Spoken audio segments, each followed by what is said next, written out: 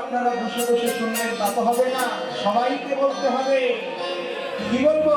রাধে রাধে রাধে রাধে জয় জয় শ্রী রাধে রাধে রাধে রাধে রাধে জয় জয় শ্রী রাধে রাধে রাধে রাধে রাধে জয় জয় শ্রী রাধে রাধে রাধে রাধে রাধে জয় জয় শ্রী রাধে রাধে রাধে রাধে রাধে জয় জয় Shri Radhe Ganga V বলে Radhe Jamuna V বলে Radhe Ganga V বলে রাধে যমুনা ভি বলে রাধে গঙ্গা ভি বলে রাধে যমুনা ভি বলে রাধে গঙ্গা ভি বলে রাধে যমুনা ভি বলে রাধে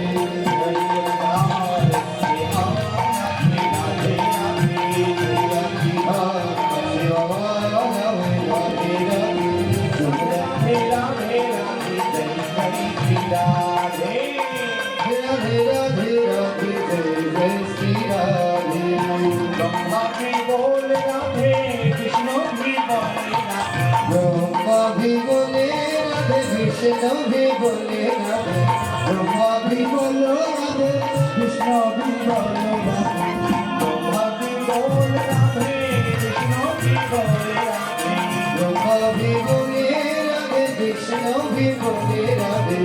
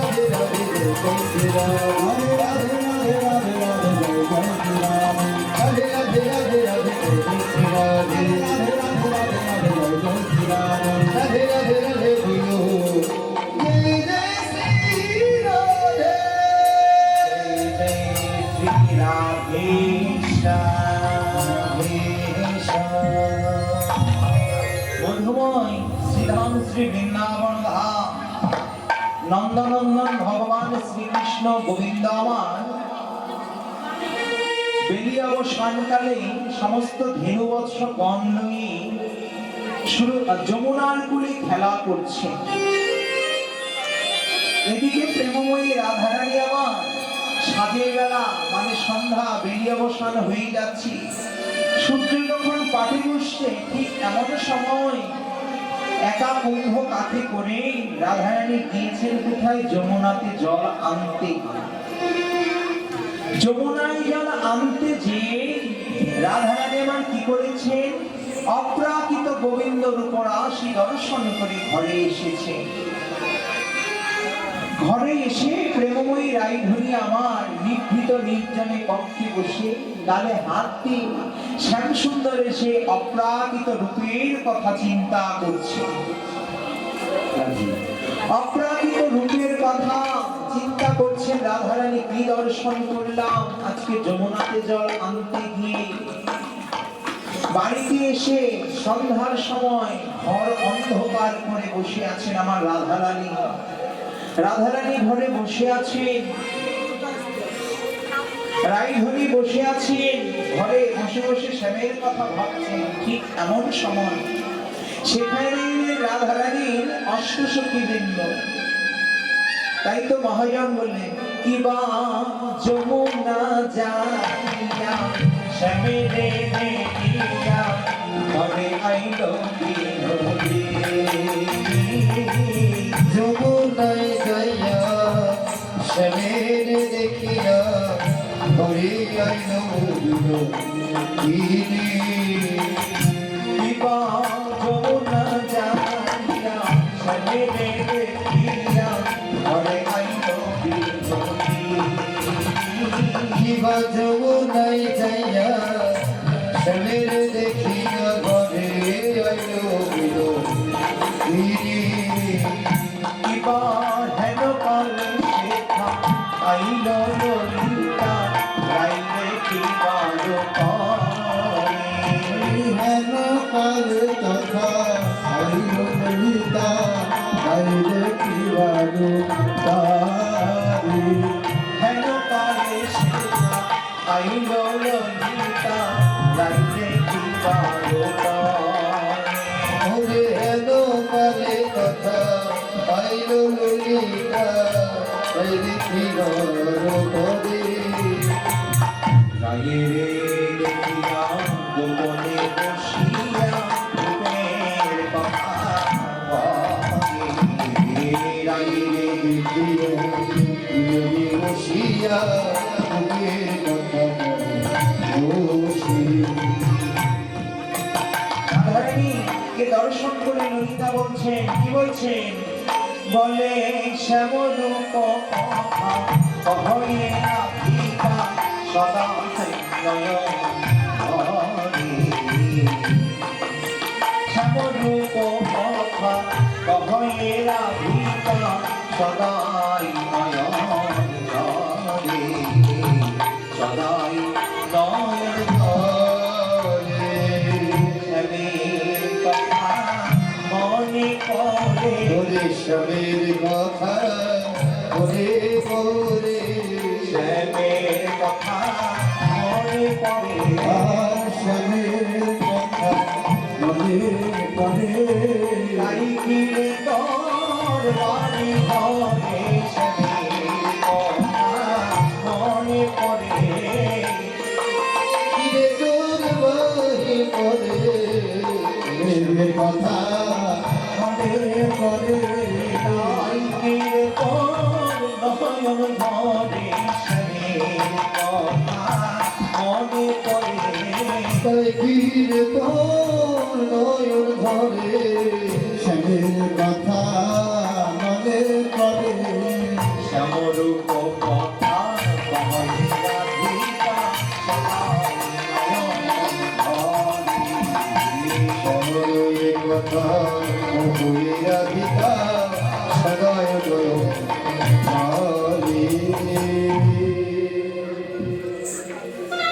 ঠিক সন্ধ্যার সময় রাধারানী ফিরে এসেছেন। ঠিক এমন সময় এসেছেন ললিতা।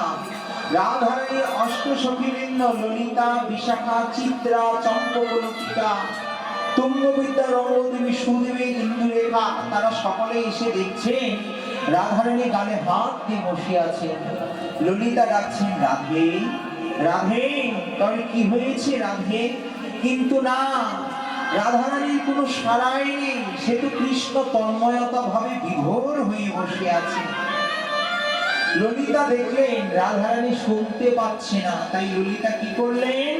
রাধারানীর অঙ্গ স্পর্শ করে বলে উঠলেন, জয় রাধে। সেই না জয় রাধে বলে জয়ধ্বনি করলেন, অমনি আমার রাধারানী চমকে উঠলেন, আরে ললিতা, ললিতা কখন এলি? আরে সেই তো কখন এসেছি। তুই এমন সন্ধ্যার সময় ঘর অন্ধকার করে বসে আছিস কেন? সাজের প্রদীপ ধরাবি না? ও ললিতা, ললিতা জানিস আজকে আমি বেরিয়াব স্নানকালে যমুনাতে জল আনতে গিয়ে অসামান্য গোবিন্দ মদন দর্শন করে ঘরে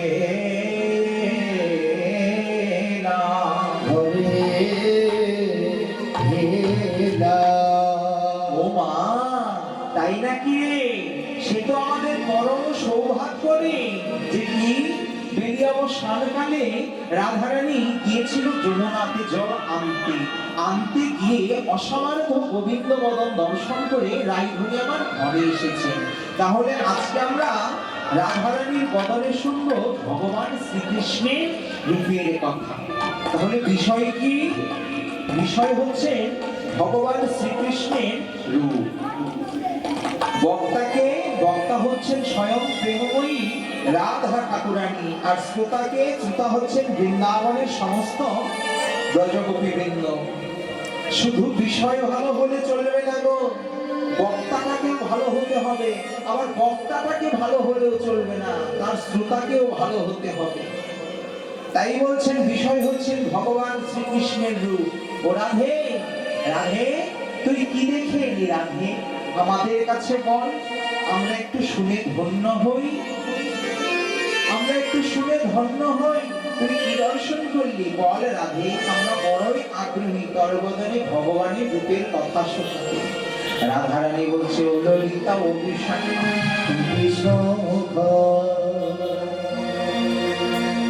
ও ললিতা ও বিশাখা, ললিতা আমি কি দেখলাম জানিস? একে তো আমার সামান্য দুই নয়ন, এক নয়নকে বললাম নয়ন, আমার তো কৃষ্ণ বাদিনীর ঘরে বাস। তুই চতুর্দিকে ভালো করে পাহারা দে, তুই পাহারার কাছে নিযুক্ত থাক। তো আমার সেই নয়নকে পাহারায় রাখলাম। আর বাকি এক নয়নে কি করলাম জানিস? প্রথমে বধূর চরণ পানে নয়ন দিলাম, যেই না গোবিন্দের চরণ কমলে নয়ন দিলাম, নয়নের অর্ধেকটা পড়ে রইল বধূর চরণে, আর বাকি অর্ধেকটা নয়নে সেই না বদন পানে তাকিয়েছি, অমনি আমার নয়নের কলম পড়ে গেল ললিতা। তাহলে তরাই বল, আমি কি নিরবিচ্ছিন্ন ভাবে আমার গোবিন্দ রূপখানি দর্শন করতে পেরেছি? না রাধে, তুই যতটুকু দর্শন করেছিস ঠিক ততটুকু আমাদের কাছে বল। রাধারানী বলছে, ললিতা ও ললিতা আমি কি দেখলাম জানিস?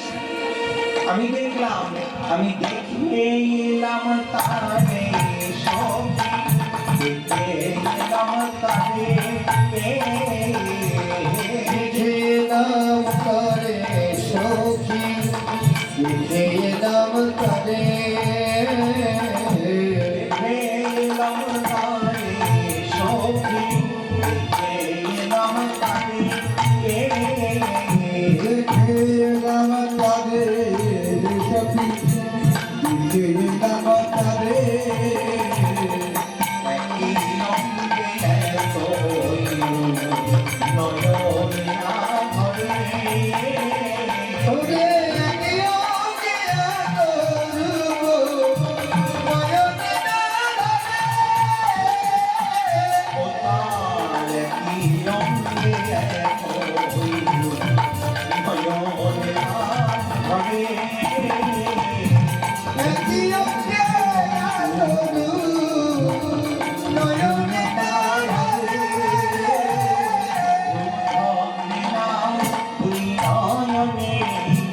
ধরে না দুই নয়নে,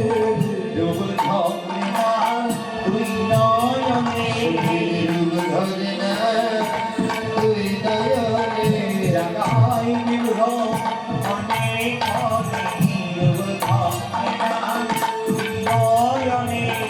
তারায় মনে খনে খনে, রূপ ধরে না দুই নয়নে, তারায় না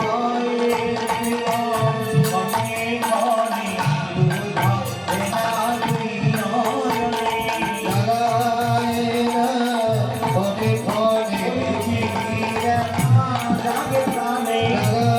না খনে খনে, তারায় নয়নে, নয়ন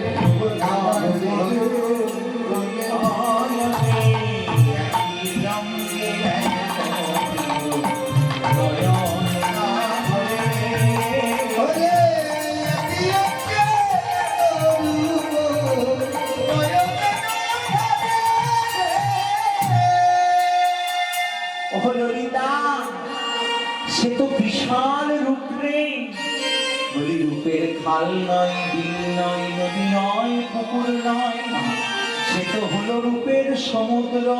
সমুদ্র, রূপ সমুদ্র। ওরে সখী, ওই রূপ সমুদ্রের তীরে আমি কি নিজেকে এক বিন্দু বালির যোগ্য করতে পেরেছি নিজেকে? ওই রূপ সমুদ্রের তীরে আমি তো নিজেকে এক বিন্দু বালুর যোগ্য করতে পারি নাই রে। ওই রূপ সমুদ্রে নয়ন দিলে কি দর্শন করা যায়? আমার মনে বড় আক্ষে, কি জানিস? বলি বিধি জড় তপধন, রস শূন্য তার মন, নাহি জানে যোগ্য সৃজন। কোটি নেত্র নাহিল, সবে দিল দুই, আবার তাহাতে পলক দিল কৃষ্ণ কৃষ্ণ বিধিজন তপধন, রসশূন্য তার মন, নাহি জানে যোগ্য সৃজন।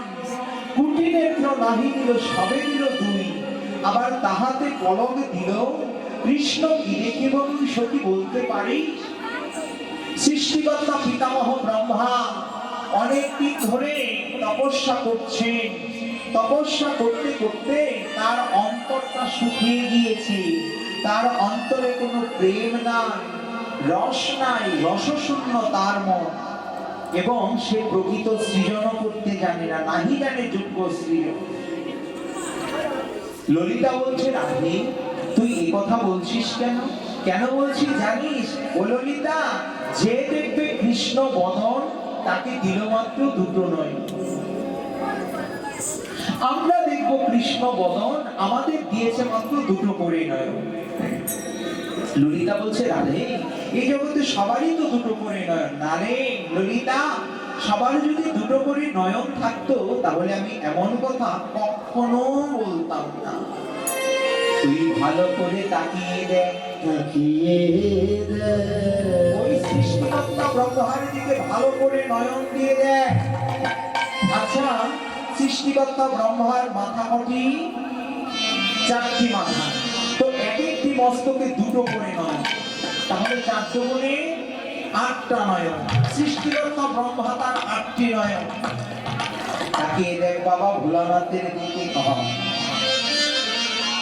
ভোলানাথকে বলা হয় পঞ্চানন, অর্থাৎ মহেশ্বরের হচ্ছে 5খানা মাথা, এক একটি মস্তকে 3টে করে নয়ন, তাহলে 3 5 15টি নয়ন। তাকিয়ে দেখ মা দুর্গার দিকে, তাকিয়ে দেখ মা কালীর দিকে, তাদের বেলায় এতগুলো নয়ন, আর আমরা দেখবো কৃষ্ণ বদন, আমাদের বেলায় সবে মাত্র দুটো করে নয়ন। এ কেমন বিচার?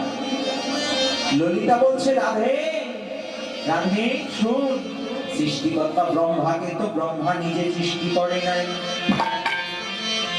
বাবা ভোলানাথকে ব্রহ্মা সৃষ্টি করেন নাই, মা দুর্গাকে ব্রহ্মা সৃষ্টি করেন নাই, মা কালী।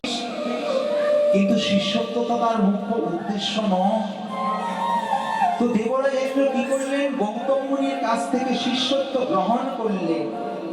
শিষ্যত্ব গ্রহণ করলেন। আগেকার দিনে নিয়ম ছিল শিষ্যত্ব গ্রহণ করে গুরু গৃহে থেকে বিদ্যা শিক্ষা লাভ করতে হতো। তো বিদ্যা শিক্ষা লাভ করবার জন্য দেবরাজ ইন্দ্র কি করলো? গৌতম মুনির গৃহে আশ্রমেই রয়ে গেল। কিন্তু বিদ্যা শিক্ষা তার তো মুখ্য উদ্দেশ্য নয়। তার মুখ্য উদ্দেশ্য হচ্ছে অহল্যার গতিবিধি লক্ষ্য করা, অহল্যাকে অহল্যার গতিবিধি লক্ষ্য করে অহল্যাকে ভোগ করার মন মানসিকতা নিয়ে গৌতম মুনির আশ্রমে এলেন দেবরাজ ইন্দ্র। তো একদিন গভীর রাত্রি কালে গৌতম মুনি তার পর্ণ কুটিরের মধ্যে শয়ন করিয়াছেন, আর তার মহা সাধ্বী গৌতম মুনির পত্নী অহল্যা কি করছে? গৌতম মুনি চরণ সেবা করছে। ঠিক এমন সময় সেখানে এলেন দেবরাজ ইন্দ্র। দেবরাজ ইন্দ্র এসে দর্শন করলেন যে গৌতম মুনি কর্ণকুটিরে শয়ন করে রয়েছেন, আর তার পত্নী গৌতম মুনির চরণ সেবা করছেন। এটা দর্শন করে গৌতম মুনির কর্ণকুটিরের পাশে ছিল একখানা শেফালিকা গাছ, মানে শিউলি ফুলের গাছ। উপায়ন্ত না দেখে দেবরাজ ইন্দ্র কি করলেন, ওই শেফালিকা গাছের মধ্যে ঝাঁকা দিলেন। যেই না মধ্যরাত্রি কালে ওই গাছের মধ্যে নাড়া পড়লো, গাছের মধ্যে ঝাঁকা পড়লো, ঝাঁকা পড়ে কি হলো, পাখিদের যুবনিদ্রা কুজন কিচির মিচির করে সমস্ত পাখিরা উড়ে গেল। তো পাখিদের কিচির মিচির শুনে, পাখিদের কুজন শুনে গৌতম মুনির যুবনিদ্রা ভঙ্গ হলো। গৌতম মুনির যুবনিদ্রা ভঙ্গ হলো, ভঙ্গ হয়ে বলছে, অহল্যা অহল্যা, দেখছ প্রভাত আগত প্রাত, আমার কমণ্ডল অর্থাৎ করঙ্গটি আমার হাতে দাও, আমি নদীতে গিয়ে স্নান আহ্নিক সেরে আসি। তো এই বলে কি করলেন দেবরাজ ইন্দ্র, তো ঝাঁকা দিয়েছে। এদিকে গৌতম মুনি কি করলেন, তার হাতের করঙ্গটি নিয়ে এক পা দু পা করে এগিয়ে চলেছেন গৌতমী নদীর দিকে। গৌতমী নদীর দিকে এগিয়ে চলেছেন। গৌতম মুনি নদী তীরে এসে দেখছেন কি ব্যাপার, প্রতিদিন যখন আমি স্নান করতে আসি চারিপাশের অনেক দূরের বস্তু লক্ষ্য করা যায়, দেখা যায়, কিন্তু আজ তো দেখা যাচ্ছে না, ভূত ভুলে অন্ধকার, ব্যাপারটা কি? গৌতম মুনি আকাশের দিকে নয়ন দিলেন, নয়ন দিয়ে সময় অনুমান করলেন যে এখনো তো মধ্যরাত্রি, প্রভাত আগত হয়নি। তাই মধ্যরাত্রি দর্শন করে গৌতম মুনি কি করলেন, ধীরে ধীরে আবার বাড়ির দিকে চলে আসলেন। আর এইদিকে যেই না কর্ণকুটির থেকে গৌতম মুনি বেরিয়ে গিয়েছে, দেবরাজ ইন্দ্র কি করেছে, গৌতম মুনির রূপ স্বরূপ পরিগ্রহ করে গৌতম মুনির কর্ণকুটিরের মধ্যে প্রবেশ করেছেন। প্রবেশ করে বলছেন, অহল্যা এখনো প্রভাত আগত হয়নি, এসো প্রিয়া আমার হৃদয়ে এসো। যেই না কথা বলেছে সতী সাধ্বী মহাপত্নী অহল্যা তো বুঝতে পারলেন এ তো তার স্বামী নয়, ছদ্মবেশী। ছদ্মবেশীকে দর্শন করে বলছে, তিষ্ঠ ক্ষণকাল, কে তুমি পাপিষ্ঠ, তোমার স্বরূপ এবং তোমার পরিচয় তুমি দাও। গৌতম মুনিরূপী ইন্দ্র স্থির হয়ে দাঁড়ালেন, আর এদিকে গৌতম মুনি ফিরে এলেন। ফিরে এসে কর্ণকুটিরের মধ্যে প্রবেশ করে দেখছেন তার কর্ণকুটিরের মধ্যে আরো একজন গৌতম মুনি। আরো একজন গৌতম মুনিকে দর্শন করে গৌতম মুনি রাগে ক্রোধে ক্রোধান্বিত হয়ে কি করলেন, তার পত্নী অহল্যাকে অভিশাপ দিলেন যে তুমি এই মুহূর্তে পাষাণীতে পরিণত হও। গৌতম মুনির অভিশাপে মহাপত্নী সাধ্বী অহল্যা পাষাণীতে রূপান্তরিত হলো। যেই না অভিশাপ দিলেন, এদিকে লজ্জায় ঘৃণায় ভয়ে গৌতম মুনি রূপী দেবরাজ ইন্দ্র কি করেছে, নিজের স্বরূপ পরিগ্রহ করেছেন। দেবরাজ ইন্দ্র নিজের স্বরূপ পরিগ্রহ করে গুরুদেবের কাছে বলছেন, গুরুদেব আমার অপরাধ ক্ষমা করুন গুরুদেব। মহাক্রোধে ক্রোধান্বিত হয়ে দেবরাজ ইন্দ্রের দিকে লক্ষ্য করে গৌতম মুনি বলে উঠলেন, কি বললেন, বলে ইয়ো রে ইয়ো পাপিষ্ঠ ইন্দ্র স্তব্ধ হয়ে যাও, ওরে ইয়ো পাপিষ্ঠ ইন্দ্র স্তব্ধ হয়ে যাও, ইয়ো রে ইয়ো পাপিষ্ঠ ইন্দ্র স্তব্ধ হয়ে যাও, ওরে ইয়ো পাপিষ্ঠ স্তব্ধ হয়ে যাও। গুরুপত্নী ভোগ করিতে বাঞ্ছা কেন লও, গুরুপতি ভোগ করিতে কেন বাঞ্ছা লও, গুরুপতি ভোগ করিতে বাঞ্ছা কেন লও, গুরুপতি ভোগ করিতে কেন বাঞ্ছা লও। বলি যে অঙ্গ তোমার মনে তপস্যা, এই অঙ্গ ধরিতে গরি তপস্যা, বলি যে অঙ্গ তোমার মনে তপস্যা, এই অঙ্গ ধরে তোমার হলে কেন সারা বলি সেই অঙ্গ তোমার অঙ্গে হোক সহস্র লাভ। এই অঙ্গ তোমার অঙ্গ ভক্ত শাস্ত্র লাভ বলি সেই অঙ্গ তোমার অঙ্গে হোক সহস্র লাভ। এই অঙ্গ তোমার অঙ্গ শাস্ত্র লাভ তোমায় দিলাম এই অভিশাপ, দিলামে অভিশাপ দিলাম এই অভিশাপ। দিলামে অভিশাপ ও ওই অঙ্গ লাভ, দিলাম এই অভিশাপ। ও গো মঙ্গলা দিলামে অভিশাপ ও ওই অঙ্গ লাভ, দিলাম এই অভিশাপ। ও গো মঙ্গলা সহস্র অঙ্গ লাভ, ও গো মঙ্গলা সহস্র অঙ্গ লাভ। ও গো মঙ্গলা শাস্ত্র মঙ্গলা ও গো মঙ্গলা দিলামে অভিশাপ এই অঙ্গ তোমার অঙ্গে হোক সহস্র লাভ। এই অঙ্গ তোমার অঙ্গ ভক্ত শাস্ত্র লাভ যে অঙ্গ ভোগ করবার মন মানসিকতা নিয়ে তুমি এখানে এসে উপস্থিত হয়েছ, সেই অঙ্গ তোমার অঙ্গে সহস্র হোক লাভ। সঙ্গে সঙ্গে গৌতম মুনির অভিশাপে দেবরাজ ইন্দ্রের সর্বাঙ্গে 1000 নারী মূর্তি নারী অঙ্গ দেখা গেল। দেবরাজ ইন্দ্র এবার তো লজ্জায় ঘৃণায় অপমানে দেখছেন আর বলছেন, ক্ষমহে অপরাধ গুরুদেব, ক্ষমহে অপরাধ গুরুদেব। বলে গুরুদেবের চরণে পড়েছেন, গুরুদেবের চরণে পড়ে বারবার করে ক্ষমা প্রার্থনা করছেন। এখন শিষ্য তো সন্তান তুল্য, তাই না? পিতামাতার কাছে যদি সন্তান অপরাধ করে, তো পিতামাতার কর্তব্য হচ্ছে সন্তানকে অপরাধ ক্ষমা করে দেওয়া। তো শিষ্য সন্তান তুল্য বারবার করে ক্ষমা প্রার্থনা করছে, ক্ষমা ভিক্ষা চাইছে। তাই কি করলেন? বলছেন, ইন্দ্র তোমার অভিশাপ আমি ফিরিয়ে নিতে পারবো না, তবে আমি কিছুটা লাঘব করে দিতে পারি। কি? এই যে তোমার অঙ্গে 1000 নারী মূর্তি এখনই নয়নে পর্যবসিত হোক। সঙ্গে সঙ্গে কি হলো? দেবরাজ ইন্দ্রের সর্বাঙ্গে নয়নে আবৃত হলো। তাহলে বুঝতে পারলি রাধে, গৌতম মুনির অভিশাপের ফলে দেবরাজ ইন্দ্র কি হলো? 1002টি নয়ন প্রাপ্ত হলো। ব্রহ্মা কিন্তু সৃষ্টিকর্তা পিতামহ ব্রহ্মা কিন্তু গৌতম মুনি দেবরাজ ইন্দ্রকে 1002টো নয়ন দেননি। সঙ্গে সঙ্গে আমার রাধারানী বলছেন, ললিতা ও ললিতা, তোরা যদি কোনোদিন ওই গৌতম মুনির সন্ধান পা, সাবধান প্রাণ তাহলে আমাকে গৌতম মুনির কাছে নিয়ে যাবি। কেন রাধে? কেন জানি? আমি গৌতম মুনির চরণে ধরে কেঁদে কেঁদে বলবো, কেঁদে কেঁদে বলিব কেঁদে কেঁদে বলবো, ওগো মুনিবার, মুনিবার, তুমি ওই ভিক্ষা দাও আমারে। বলি হইল হইল ভিসা দাবারে তুমি ওই ভিক্ষা দাও আমারে। বলি হইল ভিসা দাবারে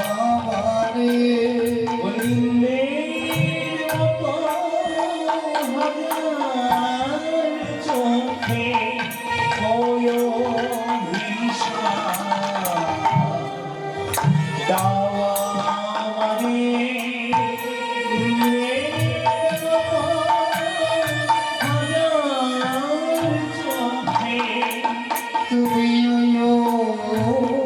ভিসা দাবারে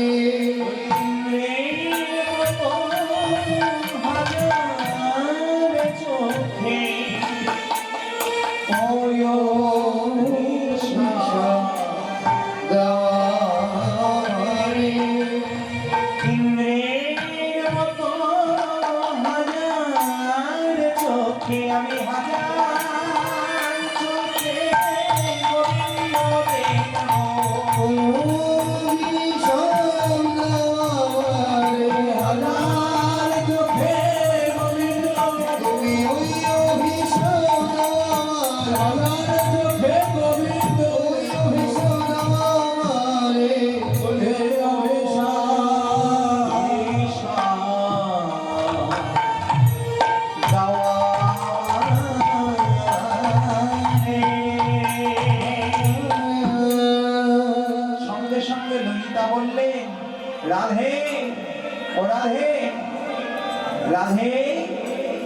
আমরা যদি কোনোদিন গৌতম মুনির সন্ধান পাই তবে তোরা আমরা কি করব জানিস, তোকে গৌতম মুনির কাছে নিয়ে যাব। গৌতম মুনির কাছে নিয়ে যাব। গৌতম মুনির কাছে যেয়ে তখন না হয় তুই চরণে ধরে কেঁদে কেঁদে বলবি, এখন তো বল কি দর্শন করি। ও ললিতা, ললিতা তাতেও কি রক্ষা আছে রে? একে তো আমার দুই নয়ন, একে তো আমার দুই নয়ন, যেই আমি গোবিন্দের বদন পানে নয়ন দিলাম অমনি আমার নয়নের পলক পড়ল। তাহলে তোরাই বল, আমি কি নিরবিচ্ছিন্ন ভাবে গোবিন্দ বদনখানি দর্শন করতে পেরেছি? কখনোই আমি নিরবিচ্ছিন্ন ভাবে আমার গোবিন্দের বদনখানি দর্শন করতে পারি না। সঙ্গে সঙ্গে ললিতা বলছে, রাধে তুই কিন্তু সৃষ্টিকর্তা ব্রহ্মাকে আবার দোষারোপ করছিস। বলে কেন? বলে এই জগতে সবারই তো নয়নে পলক আছে, তাহলে তুই কেন এই কথা বলছিস? তখন রাধারানী বলছে, ললিতা ও ললিতা, এই জগতে সবার যদি চোখে পলক থাকতো তাহলে আমি এমন কথা কখনো বলতাম না। এই জগতে, বলি এই জগতে এমন কোনো প্রাণী আছে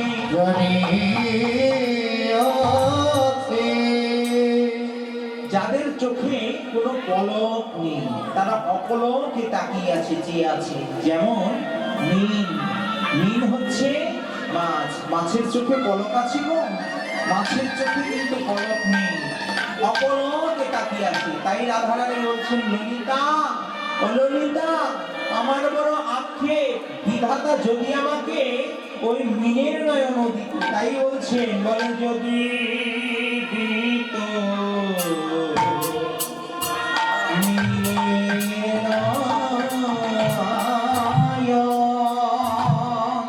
আমায় যদি দিত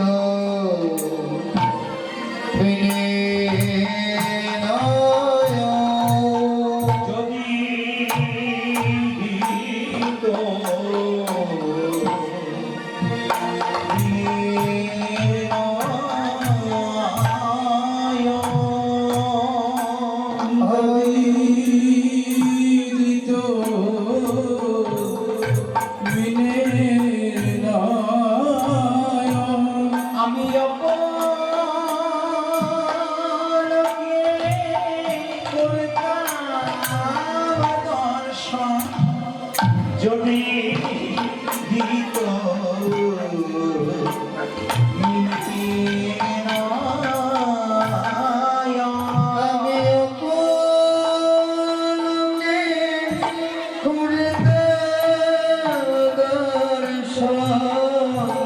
আমায় যদি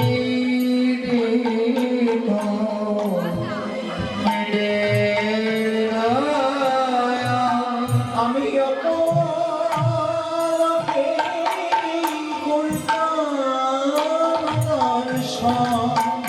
বলিও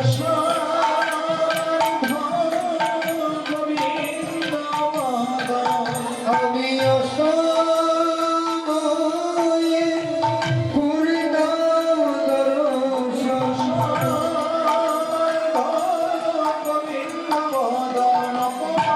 তপনকে পূর্ণাম দর্শন অসময়ে পূর্ণাম দর্শন আমি অপরকে পূর্ণাম দর্শন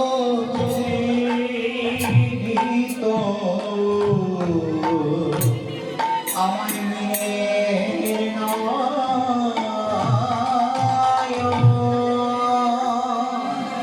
ললিতা, সেই সৌভাগ্য কিন্তু আমার হয়নি। আমাকে মিনের নয়ন দিল না। যেই না আমি গোবিন্দের বদনপানে নয়ন দিলাম অমনি আমার নয়নের পলক পড়ে গেল। তাহলে তরাই বল, আমি কি নিরবিচ্ছিন্ন ভাবে ভগবান শ্রীকৃষ্ণের রূপখানি দর্শন করতে পেরেছি? আমি তো নিরবিচ্ছিন্ন ভাবে ভগবান শ্রীকৃষ্ণের রূপখানি দর্শন করতে পারি না। ললিতা বলছেন, রাধে তুই যতটুকু দর্শন করেছিস ঠিক ততটুকুই আমাদের কাছে বল।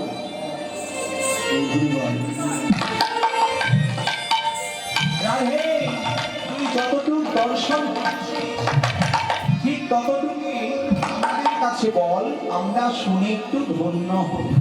রাধারানী বলছেন, ও ললিতা, ও বিশাখা, ওই রূপ দেখেছে আমার নয়ন, দেখেছে আমার নয়ন, আর তাদের কাছে কৃষ্ণ রূপের কথা বলছে আমার বদন। আমার বদন, নয়নের তো বদন নাই, বদন আর বদনের তো নয়ন নাই। নয়ন নাই।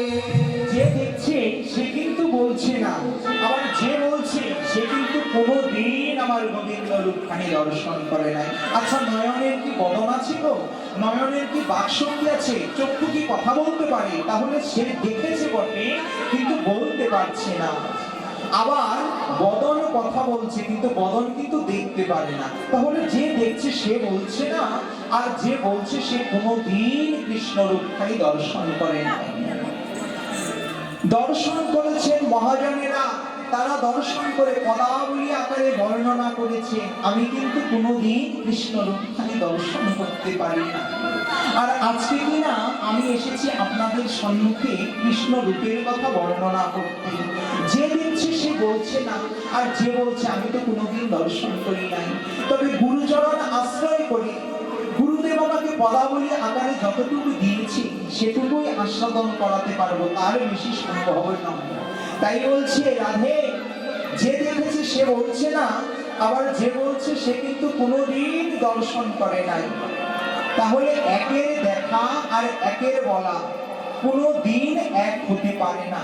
তারা ভুল ত্রুটি সমস্ত কিছু সংশোধন করে নিজ গুণে তারা আস্বাদন করবে। রাধে, তাহলে কি দর্শন করলি বল? রাধারানী বলছে, ললিতা, ললিতা, আমি কি দেখলাম জানিস? তাহলে শুন। আমি দেখলাম, কি দেখলাম জানিস? দেখলাম বেঁধেছে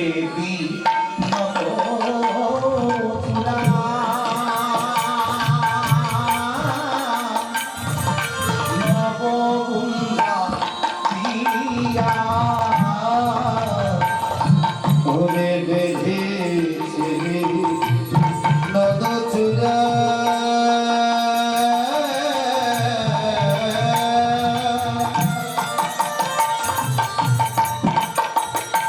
দেখো দেখো নব ইয়া,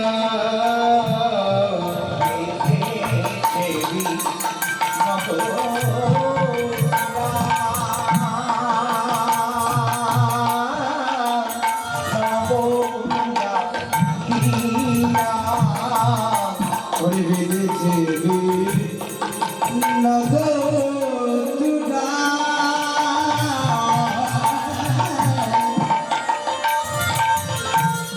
নবগঙ্গা ইয়া,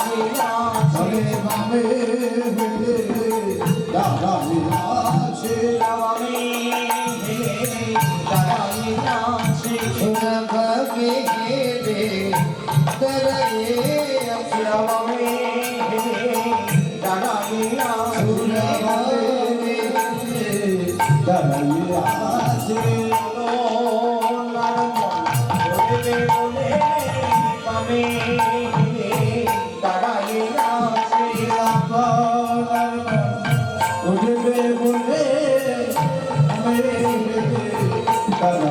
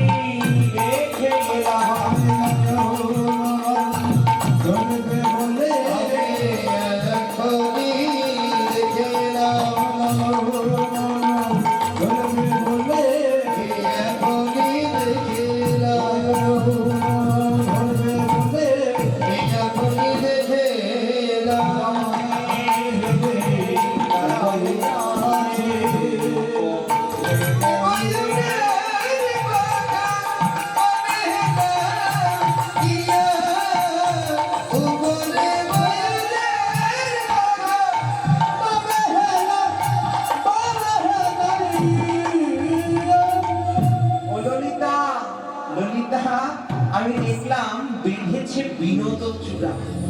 প্রাণবধূ গোবিন্দ আমার মাথার উপরে চূড়াখানি বেঁধেছে বিনোদ চূড়া। আহা, কি অপূর্ব কথা! বিনোদ, বি শব্দের অর্থ হচ্ছে বিশেষ, আর নোদ কথার অর্থ মানে হচ্ছে আনন্দ, বিশেষ আনন্দ। অর্থাৎ গোবিন্দের ওই চূড়াটা দর্শন করলেও বিশেষ আনন্দ হয়। বিশেষ আনন্দদায়ক চূড়া আমার গোবিন্দ মাথায় পড়েছে, বেঁধেছে বিনোদ চূড়া। নবগুঞ্জা দিয়া চূড়াটা কি দিয়ে বেঁধেছে জানিস? নবগুঞ্জ ফুলের মালা দিয়ে চূড়াটা বেঁধেছে। আবার তার উপরে শিখি পাখা। শিখি মানে হচ্ছে ময়ূর, পাখা মানে তো ময়ূরের পাখা। শিখি পাখা কি করেছে? বামে ঘিরে দাঁড়িয়ে রয়েছে। তাকে দেখে কি মনে হচ্ছে জানিস? শিখি পাখার হিরোই দেখে মনে হচ্ছে আমার হৃদয়টাকে হরণ করে নিল, মনপ্রাণ হরণ করে নিল। বধূ আমার চূড়া বামে হেলে দাঁড়িয়ে রয়েছে। রাধারানীর কথা শুনে ললিতা বলছেন, আহা রাধে, কি অপূর্ব রূপের কথা, আরো কিছু বল, আমরা শুনে ধন্য হই। রাধারানী বলছেন, সখী রে, আর কি দেখলাম জানি? দেখলাম কালিয়া বরণ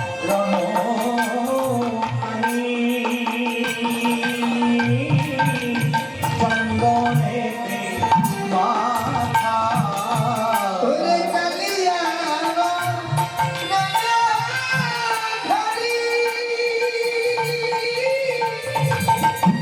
চন্দনের মাথা।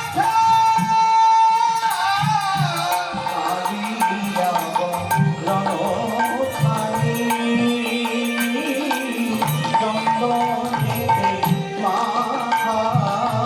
ওরে কালিয়া ধরি চন্দনের মাথা।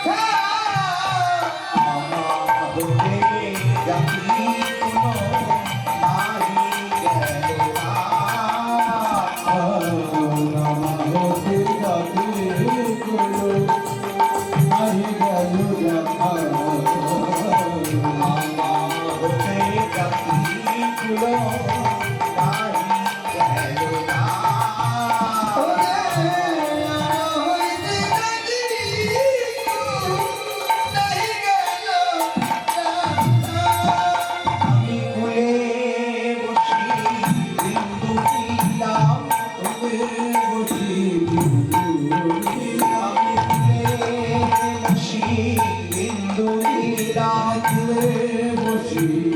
বিন্দু দিলাম। ইন্দুর হাসি বসি বিন্দু দিলাম। হাসি দেখে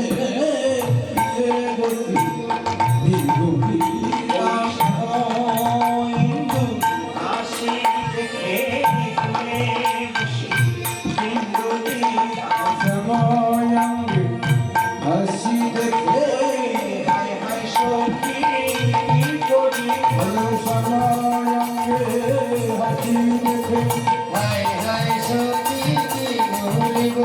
সময় হাসি হায় হায় সখী কি বলিব? সময় হাসি আমি কোলে বসি বিন্দু দিলাম। জাতি নাহি গেল না।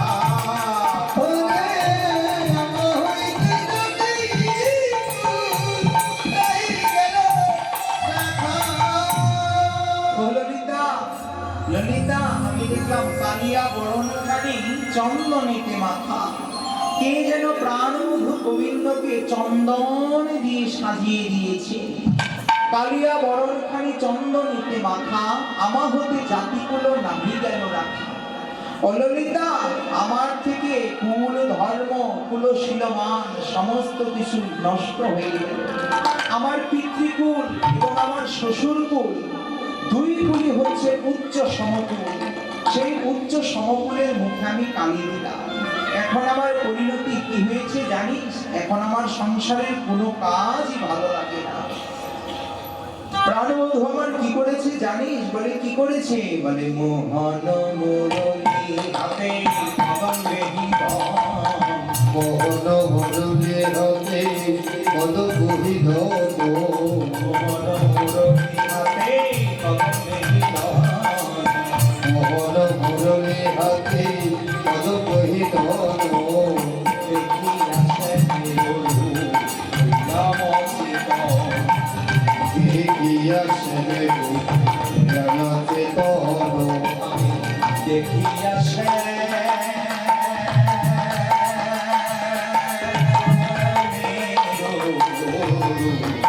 হইলাম অচেতন দেখিয়া চেতনা নাই রে চেতনা নাই রে চেতনা নাই রে চেতনা নাই রে চৈতন্যময় রূপে চেতনা নাই রে চেতনা নাই রে চৈতন্যময় রূপে চেতনা নাই রে আমি মনে অচেতন হলাম মনে অচেতন হলাম মনে অচেতন হলাম চেতনা নাই রে দেখিয়া শ্যামে বধূ হইলাম অচেতন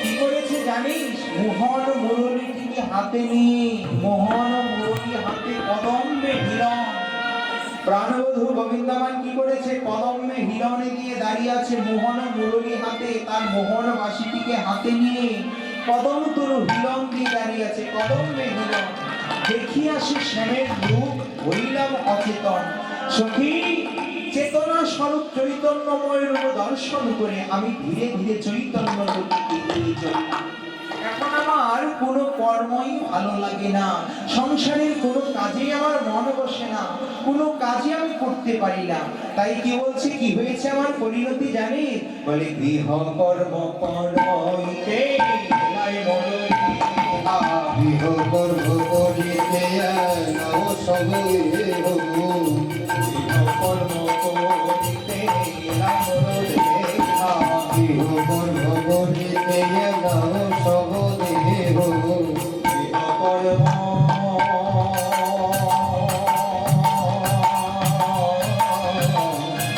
গৃহ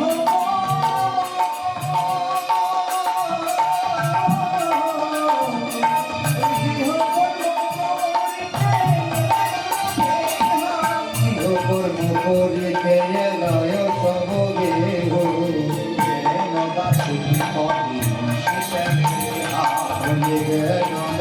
দেহ বিষম সমরে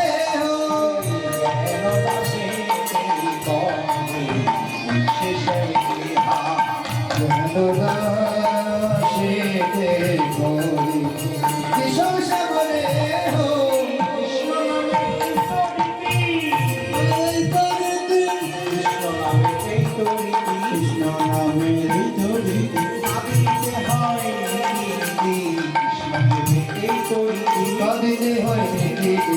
কৃষ্ণ নামে কদিনে হয় কৃষ্ণ নামে কদিনে কদিনে হয় দেবাদেশে কৃষ্ণ গোবিন্দ বলে কদিনে হয় কৃষ্ণ গোবিন্দ বলে কদিনে হয় কৃষ্ণ গোবিন্দ বলে কদিনে হয় কৃষ্ণ প্রেমে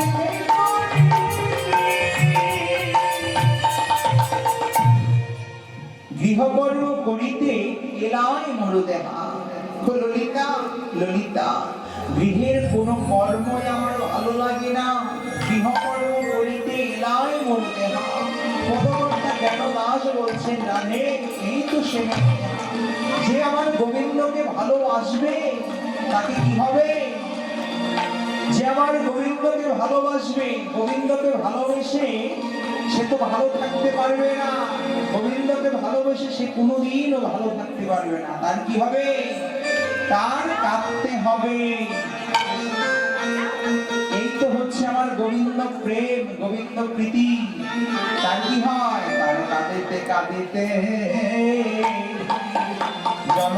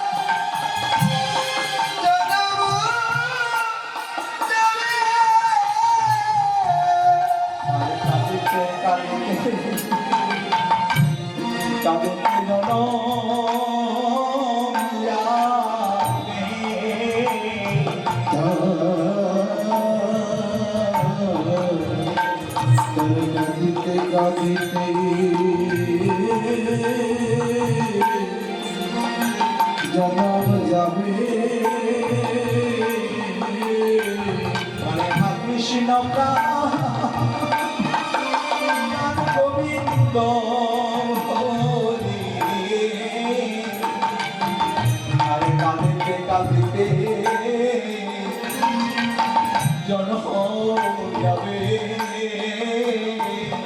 ও কৃষ্ণ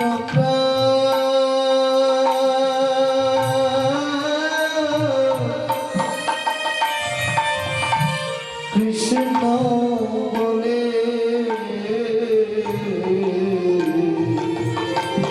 কাঁদিতে কাঁদিতে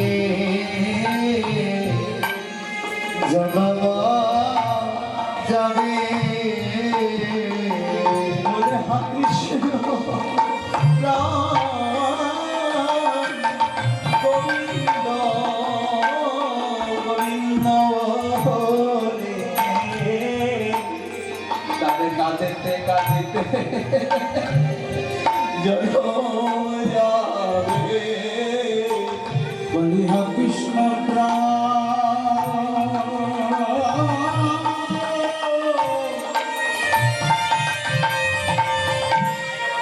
গোবিন্দ কৃষ্ণ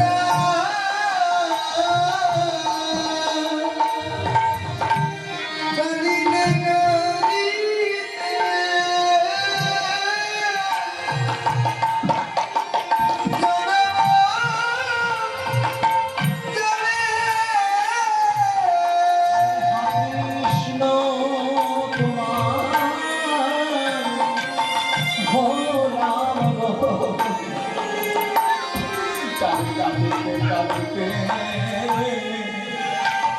জনম যাবে কৃষ্ণ ভবা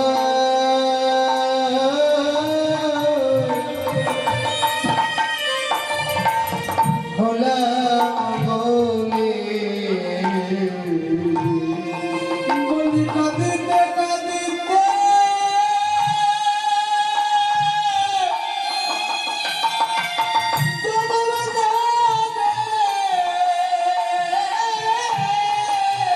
আমার গোবিন্দ ভালো বাসিলে পরে তার কাঁদিতে কাঁদিতে জনম যাবে গোবিন্দ ভালো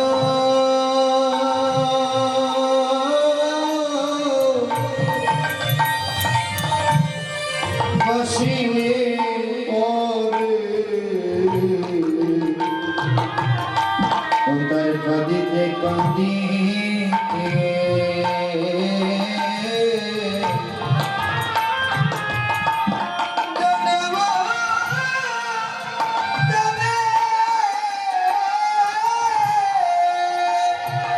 কৃষ্ণ ভালো ভালো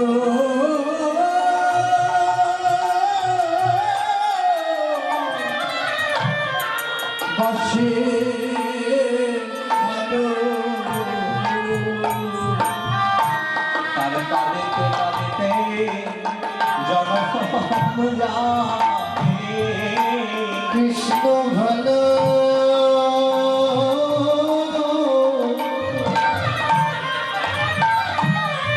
ভালোবাসে বলে ওদের কাঁদিতে কাঁদিতে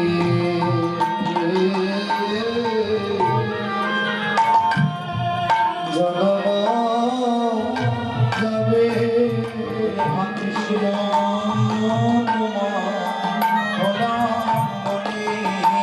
ওদের কাঁদিতে কাঁদিতে জনম যাবে কৃষ্ণ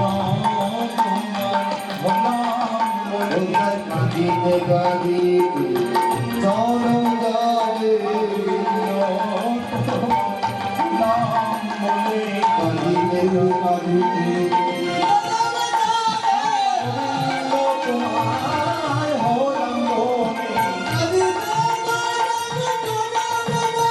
গোবিন্দ তোমার হলাম বলে কাঁদিতে কাঁদিতে জনম যাবে কৃষ্ণ তোমার হলাম বলে কাঁদিতে কাঁদিতে জনম যাবে কৃষ্ণ তোমার হলাম বলে ওদের কাঁদিতে কাঁদিতে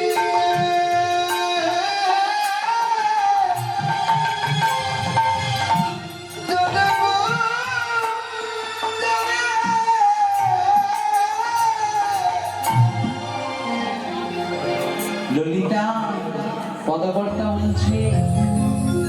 যে আমার গোবিন্দকে ভালোবাসতে হবে তার তো কাঁদতে কাঁদতেই জন্ম যাবে।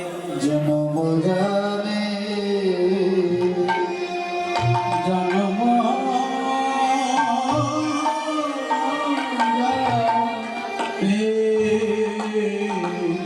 কৃষ্ণ নামের এই তো রীতি, তাকে কাঁদিতে হয় নীতি নীতি, দিবানিশি কাঁদতে হয়।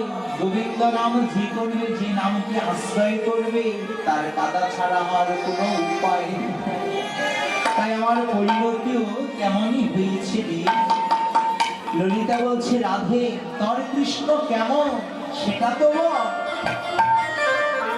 আমার কৃষ্ণ কেমন জানিস ললিতা? কৃষ্ণ কেমন বলে, যার মন যেমন কৃষ্ণ তার কাছে তেমন, যার যেমন ভাব তার তেমন লাভ, যার যেমন ভজন তার তেমন আস্বাদন। যে আমার গোবিন্দকে যেভাবে ভজনা করে, গোবিন্দ তাকে সেইভাবেই দর্শন দেয়।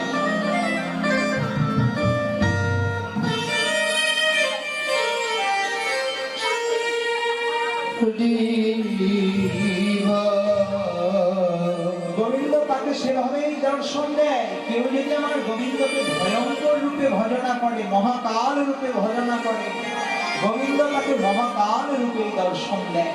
তাহলে কৃষ্ণ কেমন? যার মন যেমন কৃষ্ণ তার কাছে হচ্ছেন তেমন। তো মহাজন বলছেন, ক্ষীর দ্বারা যদি একটা পুতুল প্রস্তুত করা হয়, কিসের পুতুল? ক্ষীরের পুতুল, তাই তো? ক্ষীর দ্বারা যদি একটা পুতুল প্রস্তুত করা হয়, আপনি যদি মনে করেন যে পুতুলের হাতের থেকে একটু আস্বাদন করি, আস্বাদনটা কেমন?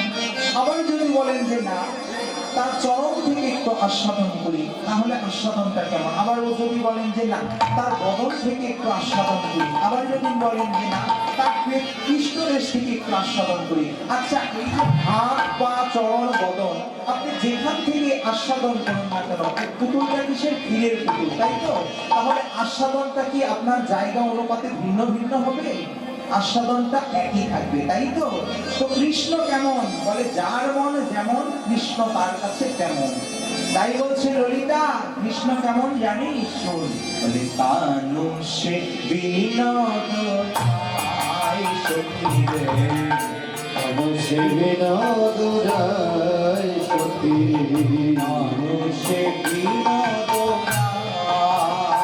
আই, কারো সে বিনোদ রায় সতী, কারো সে বিনোদ রায়, বিনোদ চিকুরে বিনোদ বলিহা, বিনোদ ত্রিপুরে বিনোদ বলিহা, বিনোদ চিকুরে বিনোদ বলিহা, বিনোদ ত্রিপুরে বিনোদ বলিহা, উদিছে বিনোদ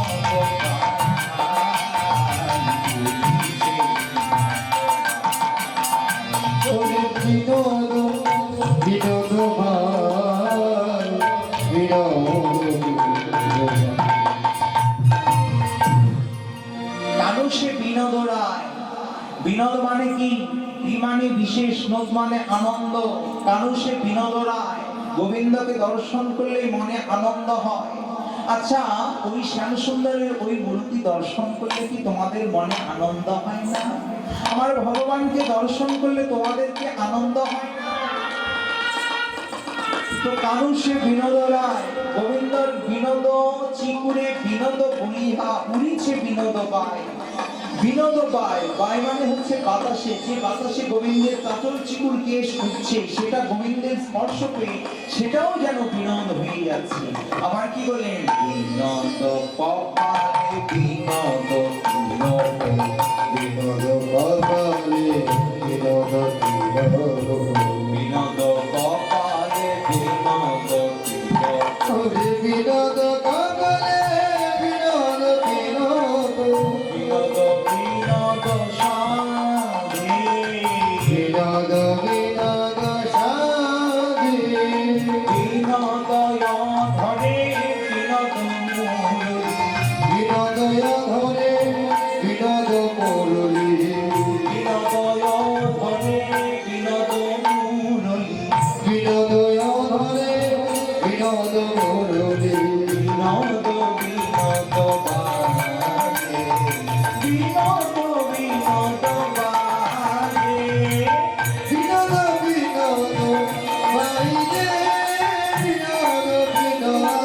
বাজে গোবিন্দের কপাল কিসের বলছে বিনোদ কপালে গোবিন্দের কপালকেও বিশেষ আনন্দদায়ক বিনোদ কপালে বিনোদ তিলক তিলকটা করেছে গোবিন্দ সেটাও বিশেষ আনন্দদায়ক ললিতা এ জগতে তিলক তো সবাই করে রে কিন্তু তিলক কি করে জানিস কপাল গুণে শোভা করে আমার গোবিন্দের ললাটের তিলক আহা বিনোদ বিনোদ সাথে আবার কি করছে জানিস বিনোদ অধর গোবিন্দের অধরটাও বিশেষ আনন্দদায়ক বিনোদ অধরে বিনোদ মুরলী গোবিন্দের হাতের যে মুরলীটা সেটাও বিশেষ আনন্দদায়ক ওই মুরলীতে গান করছে বিনোদ বিনোদ বাজি মুরলীটা বাজছিস তার বাজনাটাও বিনোদ মানে বিশেষ আনন্দদায়ক আমার গোবিন্দই তো আনন্দদায়ক তাহলে তার সবকিছু আনন্দদায়ক হবে না তাই বলছে বিনোদ গলাতে বিনোদ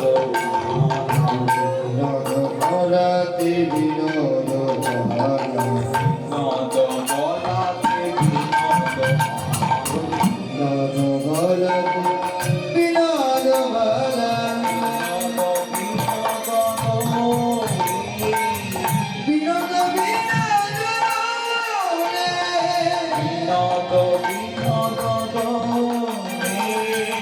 বিনোদ বিনোদ বিনোদ দোলে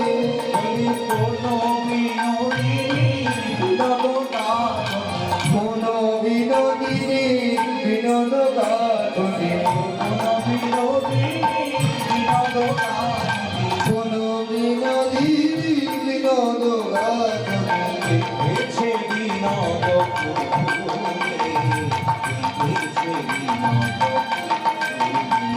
ওরে গেথেছে বিনোদ ফুলে গেথেছে বিনোদ ফুলে গোবিন্দের গলাটাও বিনোদ মানে বিশেষ আনন্দদায়ক বিনোদ গলাতে বিনোদ মালা গোবিন্দের অধরে যে মালাটা দুলছে সেই মালাটাও বিশেষ আনন্দদায়ক দুলুনি মালাটা আনন্দদায়ক ভাবে দুলছে দেখেই মনে আনন্দ হয় আবার কি বলছে কোন বিনোদিনী বিনোদ গাথুনি যে মালাটা তৈরি করেছে সেও বিশেষ আনন্দদায়ক না হলে কি আমার গোবিন্দের জন্য এমন মালা প্রস্তুত করতে পারে কেউ সেও বিশেষ আনন্দদায়ক আনন্দ করেই গোবিন্দের জন্য মালাটা তৈরি করেছে কোন বিনোদিনীর বিনোদ গাথুনি দেখেছে বিনোদ ফুলে যে ফুলগুলো দিয়ে মালাটা গেঁথেছে সেই ফুলগুলো বিশেষ আনন্দদায়ক গেঁথেছে বিনোদ ফুলে আবার কি বলছে বলে বিনোদ কুটিতে বিনোদ বিনোদ পূজিত বিনোদ কুটিতে বিনোদ বিনোদ পূজিতে বিনোদ বিনোদ বিনোদ সাজে বিনোদ বিনোদ সাজে বিনোদ চরণে বিনোদ নকুল বিনোদ চরণে বিনোদ নকুল বিনোদ চরণে বিনোদ নকুল বিনোদ চরণে বিনোদ নকুল বিনোদ বিনোদ বাজে বিনোদ বিনোদ বাজে ওরে বিনোদ বিনোদ বাজে বিনোদ কুটিতে বিনোদ ধুতি গোবিন্দের কুটিরে সে যে ধুতিখানি পরিয়ে দিয়েছে সেটাও বিনোদ কুটি মানে গোবিন্দের কোমরটাও বিনোদ ধুতি মানে গোবিন্দের যে ধুতিখানা পরিয়ে দিয়েছে সেটাও বিশেষ আনন্দদায়ক বিনোদ ধুতি বিনোদ সাজে আহা কি অপূর্বতার সাজ কি বলছে বিনোদ চরণে গোবিন্দ যে চরণখানা সেই চরণখানাও হচ্ছে বিনোদ চরণে বিনোদ নকুল গোবিন্দের চরণে যে নকুলখানি বাজছে সেটাও বিনোদ মানে বিশেষ আনন্দদায়ক বিনোদ চরণে বিনোদ নকুল বিনোদ বাজে নকুলটা বাজছেন সেটাও বিশেষ আনন্দদায়ক হই। তাই পদকর্তা বলছেন কবে যদুনাথে বিনোদ কবে যদুনাথে বিনোদ কবে যদুনাথে বিনোদ না করো কবে যদুনাথে বিনোদ বিনোদ কদম্ব তলে আর বিনোদ কদম্ব তলে কত বিনোদিনী বিনোদে হেরিয়া কত বিনোদিনী বিনোদ হেরিয়া কত বিনোদিনী বিনোদে হেরিয়া কত বিনোদিনী বিনোদ হেরিয়া কলসি ভাষাই জলে কলসি ভাষায় তো কলসি ভাষায় জলে পদকর্তা যদুনন্দন দাস বলছেন কহে যদুনাথে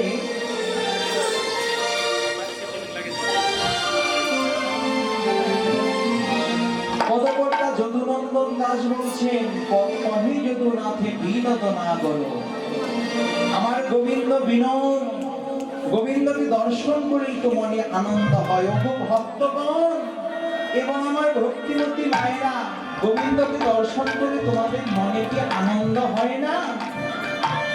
মনে হয় না ওই রূপ আমি ছিল জনম সারা জীবন দেখতেই থাকি কহে যদুনাথে বিনোদ না করো বিনোদ কদম্ব তলে কহে যদুনাথে বিনোদ না করো বিনোদ কদম্ব তলে কত বিনোদিনী বিনোদে হেরিয়া কলসি ভাসাইল জলে বিনোদিনী বিনোদে হেরিয়া গোবিন্দের ঐরূপ দর্শন করে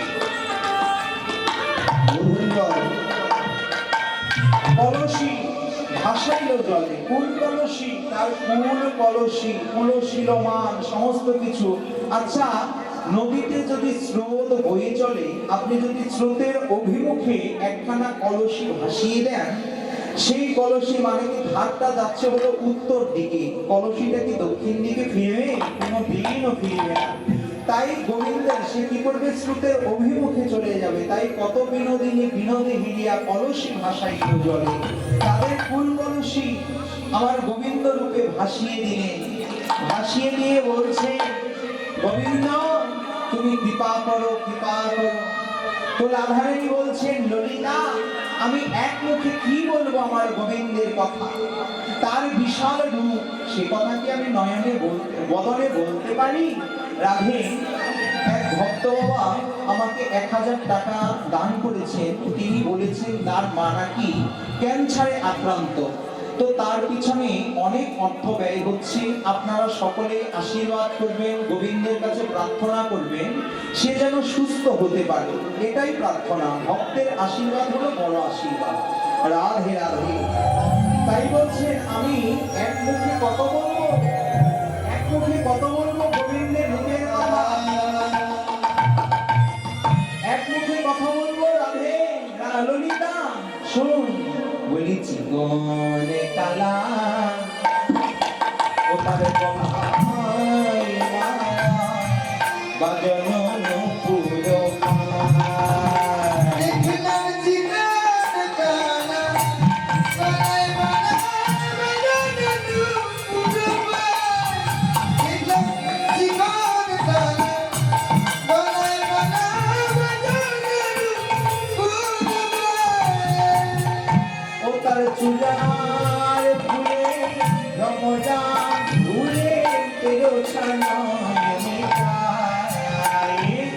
সুরায় মুনে ভবন দূরে তার ছনা জুড়ে যাও ও তার চুলার ফুলে রমর ভুলে তেরো ছানা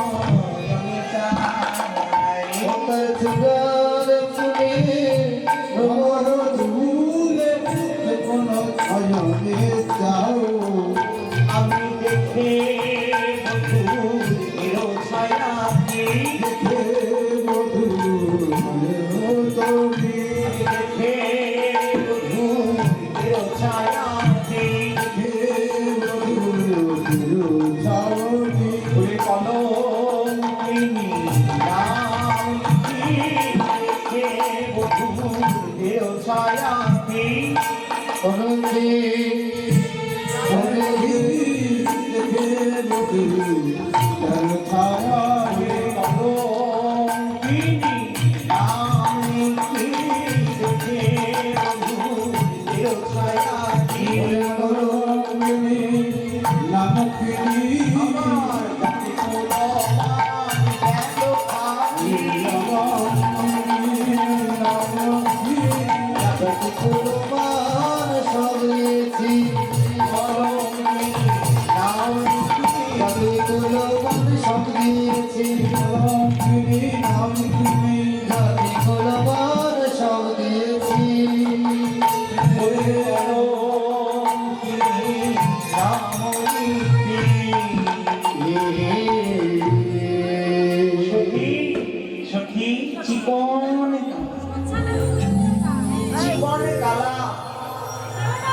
গলায় মালা, তার গলায় আবার বনফুলের মালা দুলছে। আচ্ছা, আমার গোবিন্দকে দেখতে কেমন গো? আমার গোবিন্দকে দেখতে কেমন? তার অঙ্গবর্ণ কেমন? গোবিন্দের অঙ্গবর্ণ কেমন? নীল না কালো? আমার গোবিন্দের অঙ্গবর্ণ নীল নয়, কালো নয়, তাহলে বলে কোটি সূর্য সমুজ্জ্বল আমার গোবিন্দ। আপনারা যদি ওই আকাশের সূর্যের দিকে 5 মিনিট তাকিয়ে থাকেন, তারপরে নিচের দিকে তাকান, তাহলে কি দেখবেন? জগৎ বিশ্ব ব্রহ্মাণ্ড আলো অন্ধকার আধারে ভরে গিয়েছে দেখবেন।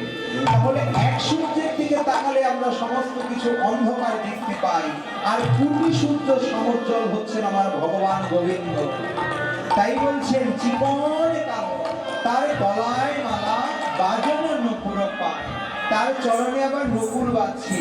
আবার কি করেছে? গোবিন্দের মাথায় যে চূড়াখানা, চূড়ার উপরে কত ভ্রমর গুনগুন গুনগুন করে গান করছে। চূড়ার ফুলে ভ্রমর ঘুরি তেরোছ নয়নে যায়, বন্ধু আমার বাঁকা নয়নে তাকাচ্ছে, দেখি আমার মনপ্রাণ সমস্ত কিছু হরণ করে নিল। তাই সখী বলি কালিন্দির ফুলে দীপে কইল সখী চলিয়া না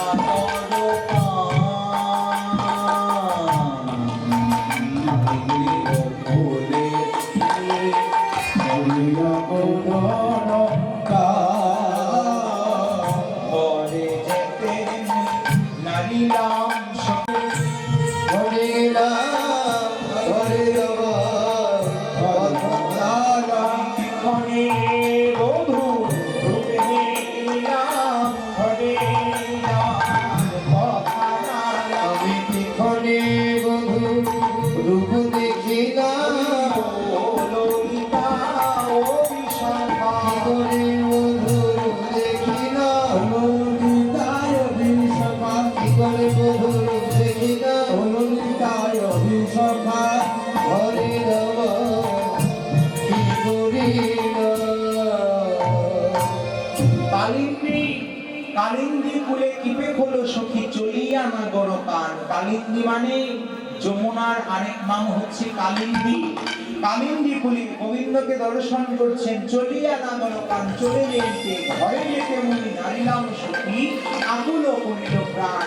ললিতা সখী আমার আর ঘরে যাওয়া হইল না, আমি ঘরের পথ ভুলে গেলাম, আমার মনপ্রাণ সব হরণ করে নিল, আকুল করে নিল। আমি ধীরে গিয়ে আকুল হলাম জানিস? দেখলাম বলি শ্রবণে চঞ্চল অপর তল শ্রবণে চঞ্চল অপর শ্রবণে চঞ্চল অপর তল শ্রবণ চঞ্চল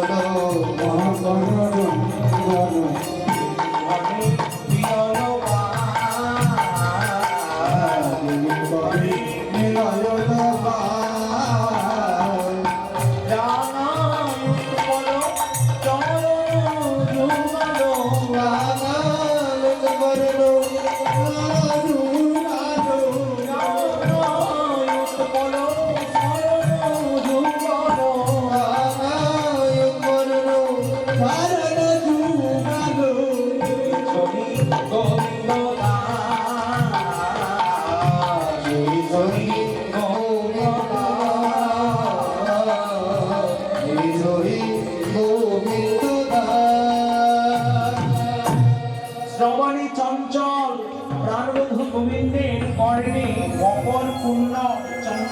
হয়ে উঠেছে। কেন? কারণ ভক্তের হৃদয় যমুনায় বিহার করবেন বলি। ভক্ত হৃদয়ম জনানো, ভক্তের হৃদয় যমুনায় শ্রবণ মকর কুণ্ডল বিহার করবার জন্য গোবিন্দের কর্ণে চঞ্চল হয়ে উঠেছে। শ্রবণে চঞ্চল মকর কুণ্ডল, পিন্ধনে পিয়ালবাস। গোবিন্দের পরিধানে পিয়লবাস মানে হচ্ছে পীতবাস, পীতবাস মানে হচ্ছে হলুদ রঙের বসন, পীতবসন, পিন্ধনে পিয়লবাস। আবার কি বলছেন? রাঙা উৎপল চরণ যুগল নিছনি গোবিন্দরাস।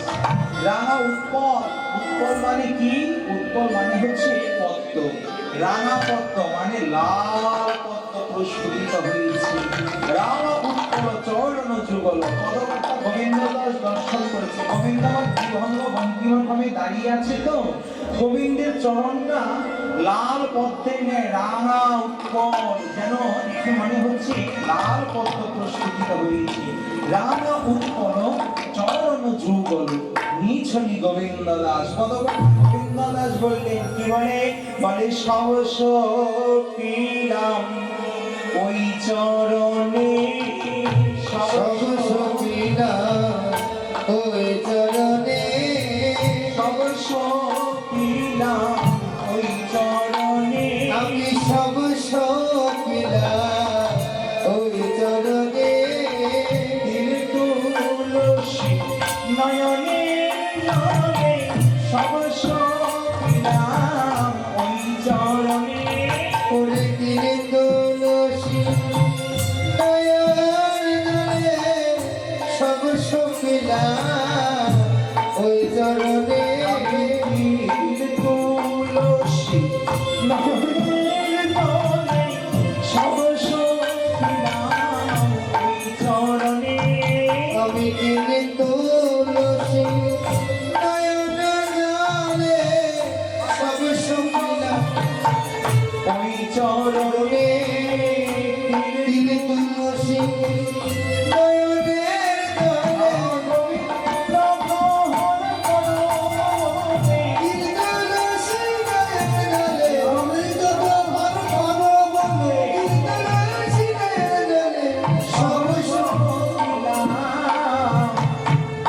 ওই চরণে আমি সবস পিলাম ওই চরণে।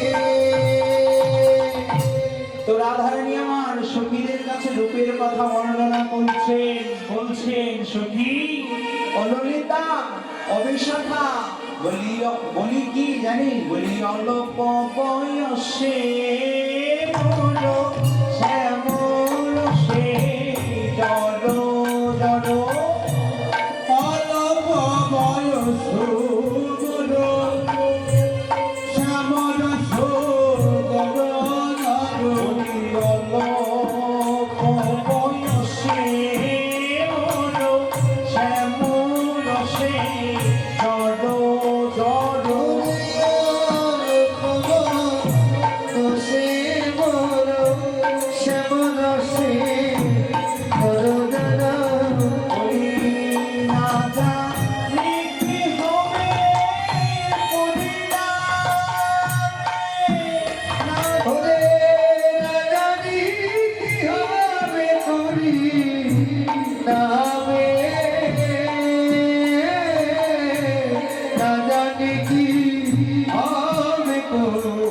নামে না জানি কি